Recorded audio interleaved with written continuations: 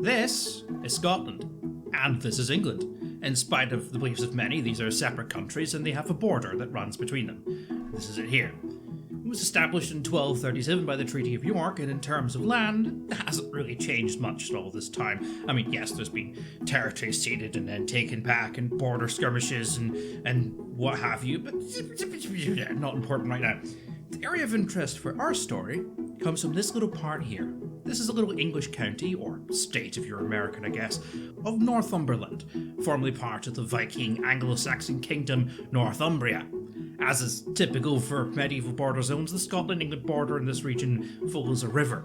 In this case, the River Tweed. This is a terrible idea and countries don't do it anymore because rivers do change direction, and then one country gets bigger, the other country gets smaller. Sometimes things end up on different borders. You know what happens if you're in the middle on a boat and you catch something? Does that fish belong to one country? It's a lot of nonsense. Anyway, the border follows the river until it gets to this field. This completely insignificant field sits on the Scottish side.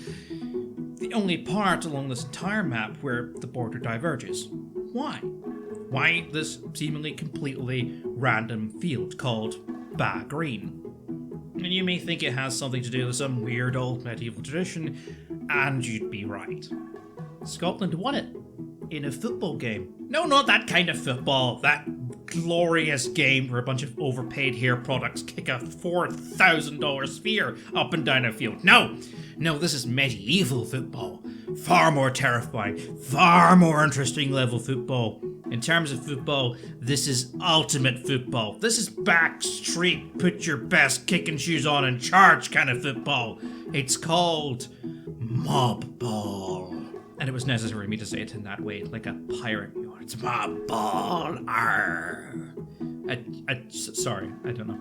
The rules are simple. You have a ball. You and the other town compete, and you have to kick that ball through your opponent's town from one side to the other. And the amount of players are unlimited. Ultimately, your entire town is going to come and help you kick that ball. And your opponent's entire town is going to try and stop you. The men, the women, the children, old ladies, everyone. There's even tales of towns releasing herds of cows onto the streets to stop their opponents. It is a brutal and fantastic sport that is sadly not played anymore. I looked it up and it turns out that's not true. The game is still played in the town of Atherstone. It's played every Shrove Tuesday, that's Pancake Day for anyone non-English. And it is about as exactly as you think it is.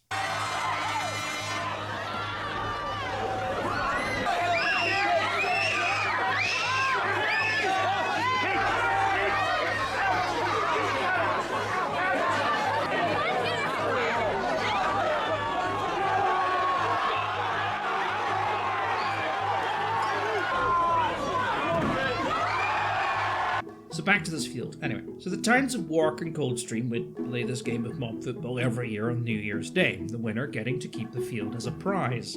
However, as time went on, the town of Coldstream became increasingly bigger than Wark, and so Coldstream would always win. Eventually, the borders became official, and with Scotland still holding the prize field, the borders were drawn to include it.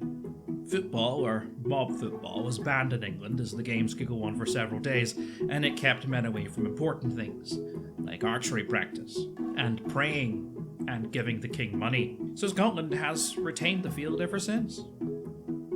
There, that's a little fact for you.